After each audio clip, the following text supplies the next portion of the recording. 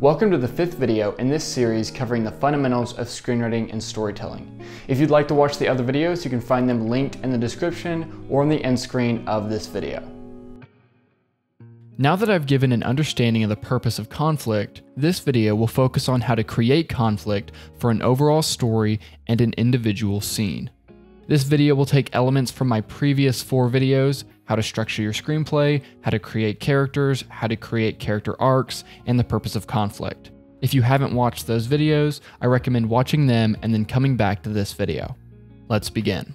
Like I explained in the purpose of conflict video, characters are placed into conflict when their beliefs and philosophies compete with other characters who have differing beliefs and philosophies. But once you have an understanding of who your characters are, what they believe, and what they want, how do you create interesting, continual conflict over the course of a screenplay? When a character begins the story, we need to understand who they are and what they are capable of. The person your character is should not be able to fight against the forces of antagonism at the climax. They must go through lower levels of antagonism to change into someone who can take on the larger forces of antagonism when the climax comes. Someone who's never picked up a gun will not suddenly run into battle ready for anything at a moment's notice. It's not believable. It's not who the character is. Characters, like people, need time to actually change. In his book Story, Robert McKee talks about a concept called progressive complications.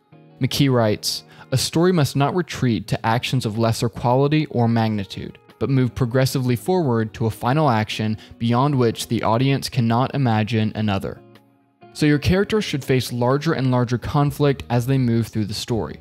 There's a couple defining elements of McKee's method of progressive complications. Number 1, create greater and greater conflict, and number 2, create a succession of events that continually pass points of no return. Number 1, create greater and greater conflict. As the character morphs and changes to rise to the challenge of the antagonistic forces must grow stronger and more intense to continually push the main character towards deeper change. Human nature is fundamentally conservative. McKee explains that your character will start with minimal effort in the beginning of the story. When the minimal effort doesn't work and only creates a greater struggle between the antagonistic forces, the character must act again, this time in a stronger way. The simplest way to look at this is to examine a character in Act 1, Act 2, and Act 3 and see what actions they are taking at each point. In 500 Days of Summer, Tom is just living his life casually looking for love. We meet him when he's working at a job he isn't passionate about as he coasts along through life. Tom meets Summer and falls completely in love with her. Tom moves from coasting to being emotionally awakened by his relationship with Summer. Summer is changing how Tom sees the world. Tom goes into complete despair after Summer is engaged to someone else. His world has fundamentally shifted forever from his experience with Summer, and it takes him a long time to recover. In Uncut Gems, Howard owes Arno $100,000. Howard works to collect this money while a few other people he swindled try to get their money back. Howard's gambling addiction increases his problems. Instead of giving Arno his money, he tries to place a bet on an NBA game, which creates further chaos with Arno, leading to Arno's men beating and stripping Howard. Not only this, but Kevin Garnett has taken Howard's extremely valuable uncut opal and isn't bringing it back, which causes even more problems for Howard. When Kevin Garnett finally buys the opal, it seems like Howard can tie up major loose ends by settling his debts, but instead, Howard makes the biggest bet of his life. Arno and his men hold Howard out of the window, demanding their money back. Howard traps them in his jewelry store so that his massive all-or-nothing bet can play out. You having a good time? Yes. Split your story into sections. This could be your acts or maybe your sequences, and check to see if you are actually building larger and larger conflict or if your story stagnates on one level of conflict.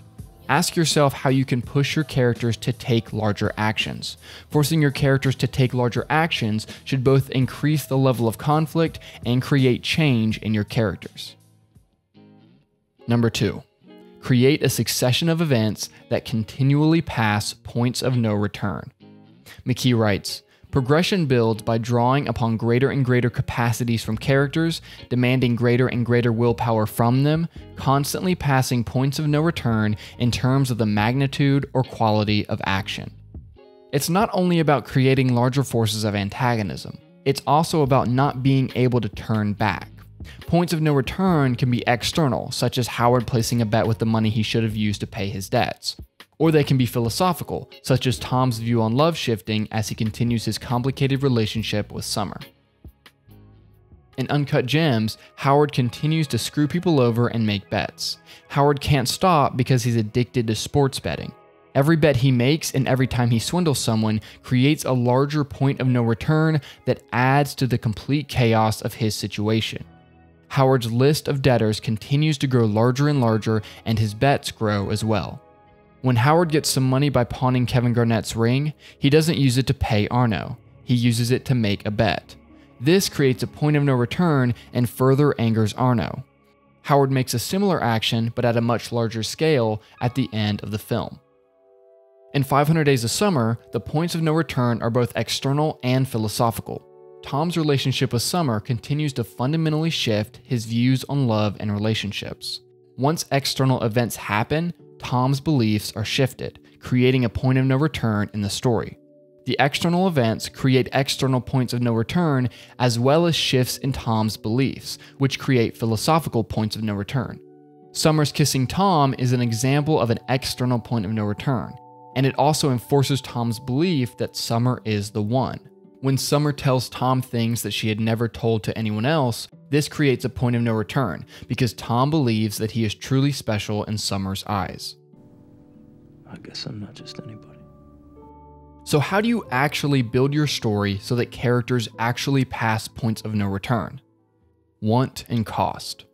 If you're writing a narrative drama and you want to keep conflict and tension moving forward, then you must build your story in a way that each scene creates the scene that comes after. Each scene builds upon the scene before, and each sequence forces your character into new situations where they can no longer turn back, whether externally, internally, or philosophically. So how do you do this? Remember how I talked about how characters have wants? Characters have larger wants that span the entire story, and they also have smaller wants in each scene.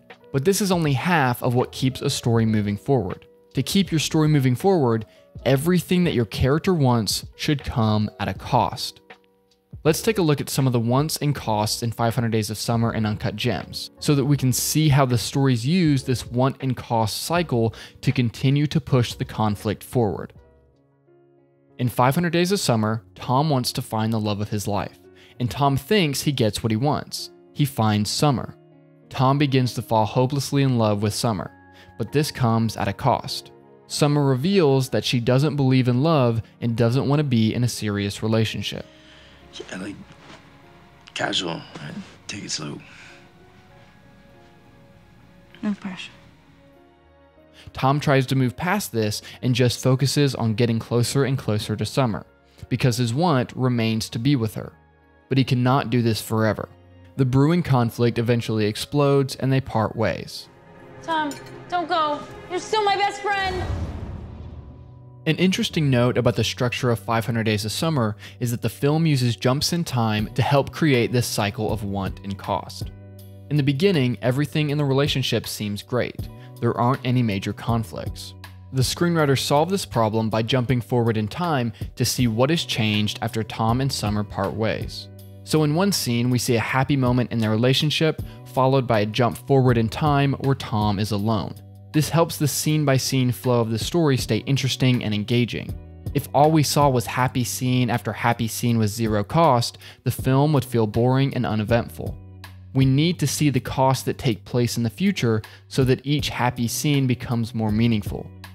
Simply put, because there are times where there are no short-term costs to the relationship, the writers show us the long-term costs to give us this important want and cost flow. In Uncut Gems, Howard gets what he wants when he gets the money to make a bet.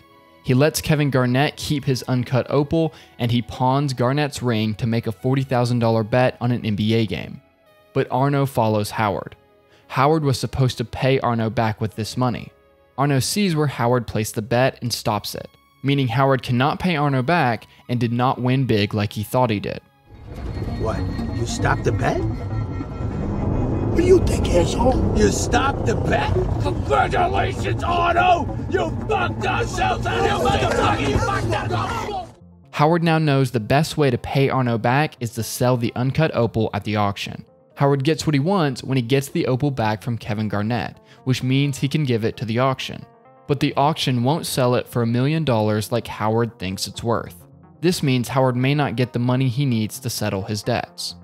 So Howard goes to jack up the price to get the money he wants, but he pushes too far and fails. He's stuck with no money and the stone.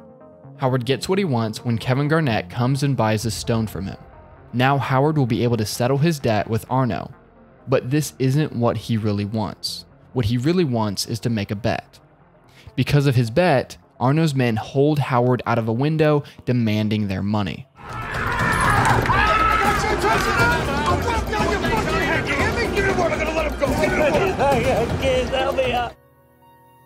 Uncut Gems may seem chaotic when viewing it, but when breaking it down, its conflict and cycle of wanting cost become very clear.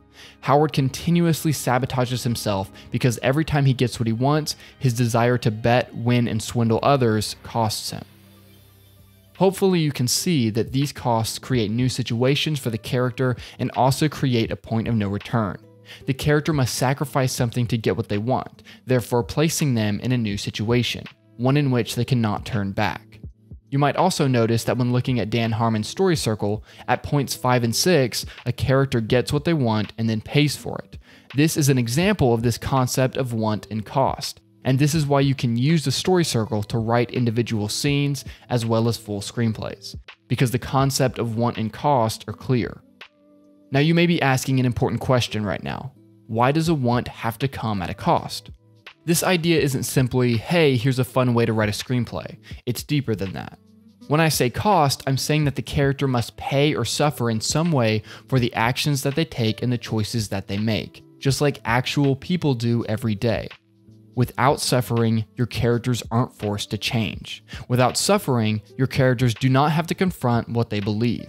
And without suffering, your characters are not forced to act.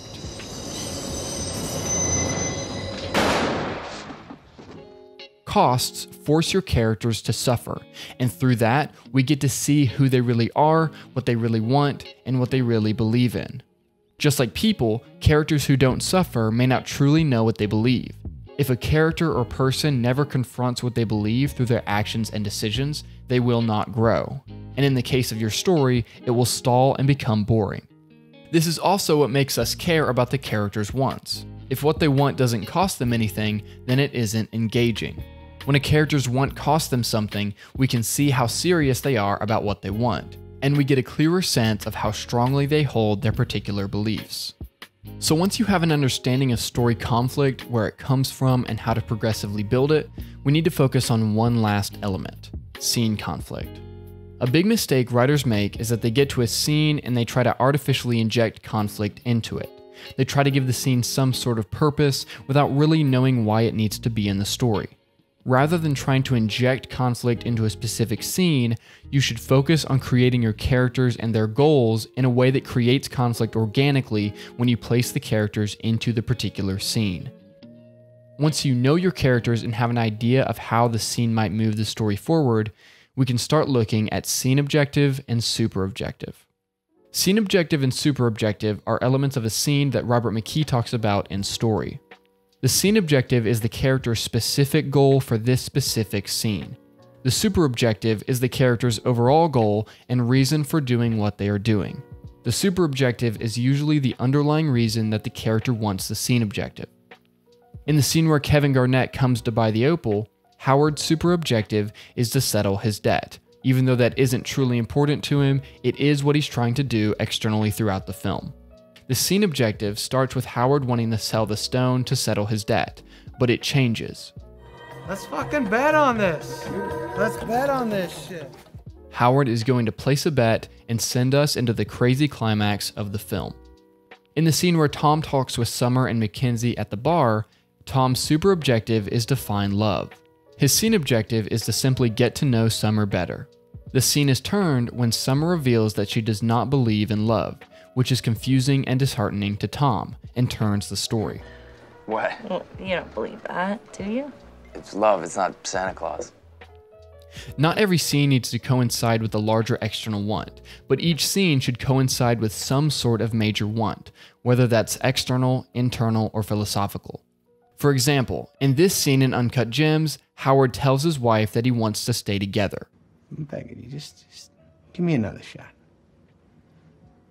This has nothing to do with the major external goal of settling his debts, but it is what Howard wants in this moment on an emotional and internal level.